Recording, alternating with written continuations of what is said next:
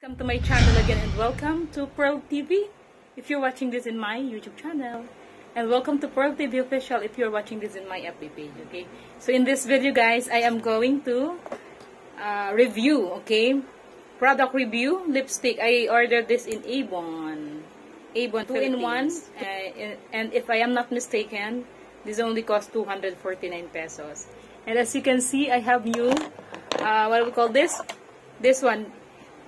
Ayun, Simple Pretty Avon. Ano yan? Siya yung shiny black liquid liner, eyeliner. So, ayan, nilagay ko yan. Kasi, nagkalat siya, guys. Nagkalat siya. Dito na tayo, guys, sa review ng lipstick. Ano tong lipstick na to? Tingnan na, diba? Dati dealer din ako ng Avon sa Bicol. Pero dito sa Manila, hindi ako nag-dealer. Tingnan natin. Naku-curious ako. Ay, nakakatakot ano. Ay, so itong gagamitin ko guys na Simple Pretty sa 2-in-1 is yung dark brown guys.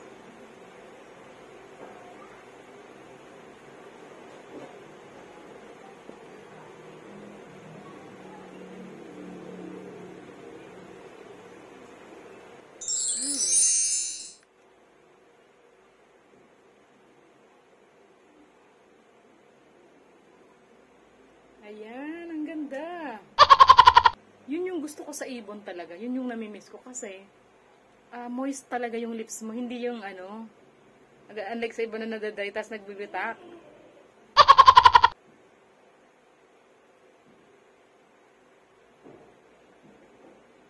Ayan guys, Simple Pretty. Okay. So ayun, so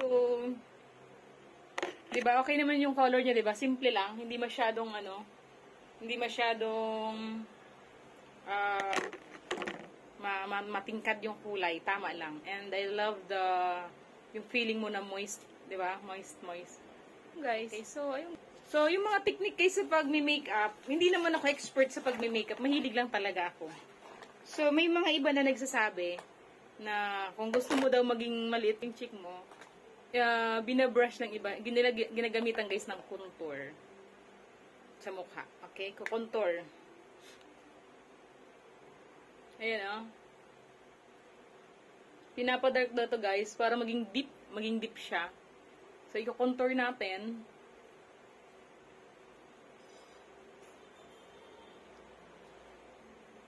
Tapos ito, ang gagawin na, as is siya, 'di ba? Para ito mag-look elevated. Parang construction ano. Sa look, ano siya, protruded. Tapos ito, nag-sink siya. Parang hindi masyado mataba.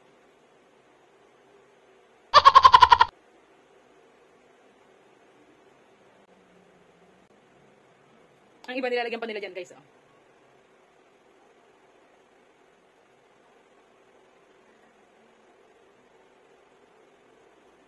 Para lumiit yung mukha. Diba? Tama nga naman. Habang sinishaden mo, yung paikot ng dark look. Parang sa painting, your face looks smaller. Diba? So, ayun guys. Tapos yung dito mo sa cheek mo, ayan, ito lang yung ano ko guys. Oh. L'Oreal. Okay, sponsored pa ito.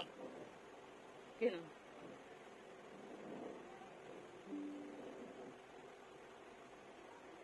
Ayan. Okay, I hope may nakuha kayong tips guys. Sa mata, lalagyan pa ba natin? Lalagyan natin ng simple lang, konti lang. Huwag na natin i-overdo, di ba? Ayan.